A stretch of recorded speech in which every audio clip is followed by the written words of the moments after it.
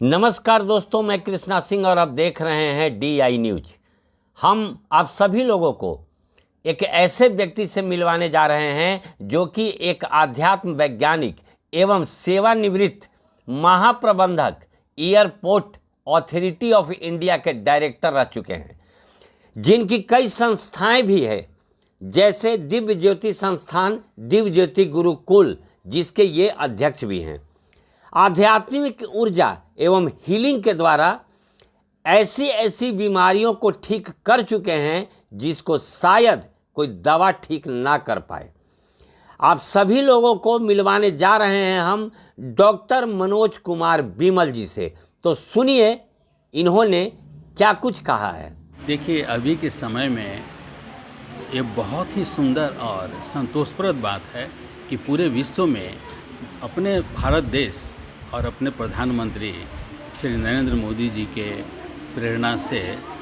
और हमारे जो धरोहर है ऋषियों की ज्ञान दी हुई बातें, वो पूरे विश्व में योग चेतना के रूप में प्रवाहित हो रही है और हमारे देश में भी लोगों में इसके प्रति रुझान बहुत ही बढ़ा है। इसमें थोड़ा और विचारशील होना, चिंतन मंथन और साथ साथ में आत्म साथ करने की आवश्यकता है, क्योंकि योग एक ऐसी विद्या है, विधा है जो हमारे आंतरिक ऊर्जा को, संसार के पूरे जीवन के कर्म को, सबको आंतरिक ऊर्जा से जोड़ने की विद्या है,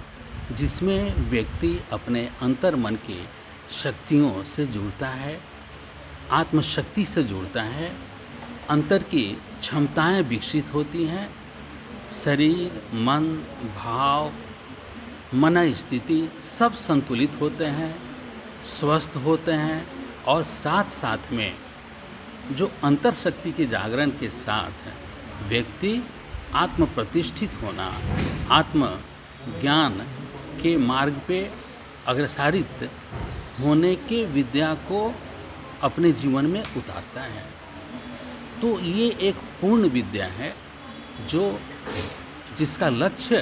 वास्तव में अपने आत्म शक्ति को प्राप्त करना और अंतर की यात्रा में परम तत्व से योग के यात्रा में बढ़ना। इसलिए जो योग है वो अष्टांग योग है, यम, नियम, आसन, प्राणायाम, प्रत्याहार, धारणा, ध्यान, समाधि। अब व्यक्तियों में रुझान तो आया, शरीर को, मन को स्वस्थ करने के लिए योग आसन करते हैं, यम और नियम पे उतना विचारशील होकर जीवन में उतारने का नहीं करते, लेकिन समझना है कि यम और नियम आधार है, उसी में ईश्वर प्राणिधान है, उसी में जीवन के सिद्धांत हैं और नियम हैं जो योग के आधार भूमि को तैयार करने में बहुत ही सहायक है। इसलिए हमारा सबों से ये संदेश है कि यम और नियम को समझें, उसमें अपने उसके जो तथ्य हैं, उसमें जो ज्ञान निहित है, उसे अपने अंतर में आत्मसात करें, जागृत करें और आसन, जिसका वास्तव में जीवन के, शरीर के, मन के, श्वास के ऊर्जा को आसन और प्राणायाम द्वारा एक समेकित स्थिति में ला के आत्म जागृति का मार्ग है, अंतर चेतना का मार्ग है, अंतर चेतना के प्रस्फुटन का मार्ग है।